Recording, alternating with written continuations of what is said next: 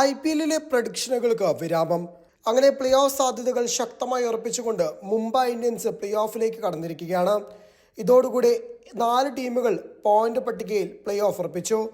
മുംബൈ ഇന്ത്യൻസിന്റെ 59 റൺസിന്റെ വിജയമാണ് പോയിന്റ് പട്ടികയിൽ നിർണായകമായത്.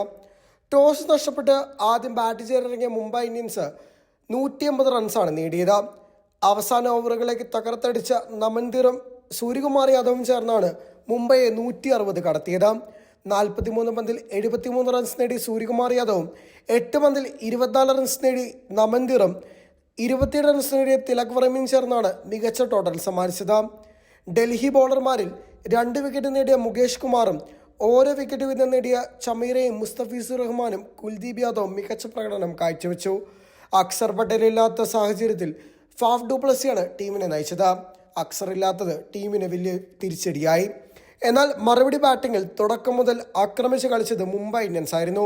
Abhishek Porel, KL Rahul, Faf du Plessis എന്നിവരുടെ വിക്കറ്റ് അതിവേഗം വീഴ്ത്താൻ മുംബൈ ഇന്ത്യൻസിന് സാധിച്ചു. വിപ്രാസ് നിഗം, സമീർ റസ്മി കൂട്ടുകെട്ട് മത്സരത്തിൽ നേരിയ പ്രതീക്ഷ നൽകിയെങ്കിലും പിന്നീട് ഇടവേളകളിലെ വിക്കറ്റ് വീഴ്ച മുംബൈ ഇന്ത്യൻസിന് വിജയം സമ്മാനിക്കുകയായിരുന്നു. മുംബൈക്ക് വേണ്ടി ഏറ്റവും മികച്ച രീതിയിൽ പന്തെറിഞ്ഞത് സാഡ്നറാണ്.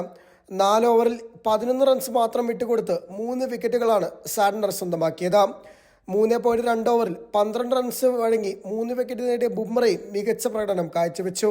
ട്രെന്റ് ബോൾട്ടും ദീപക് ചഹറും കരൺ ശർമ്മയും ഓരോ വിക്കറ്റ് വീതവും സ്വന്തമാക്കി.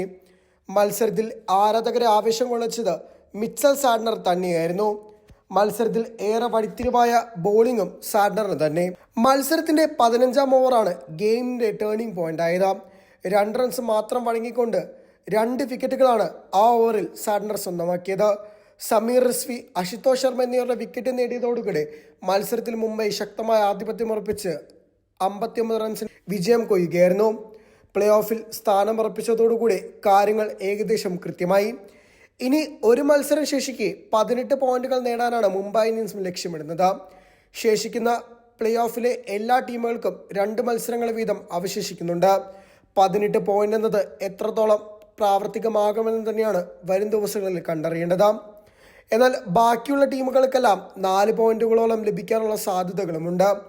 അങ്ങനെ സംഭവിച്ചാൽ മുംബൈ ഇന്ത്യൻസിന് ആദ്യ 2 സ്ഥാനങ്ങളിലേക്ക് ഫിനിഷ് ചെയ്യാനുള്ള ശ്രമം തന്നെയാവും ഏറെക്കുറെ നോക്കുന്നത്.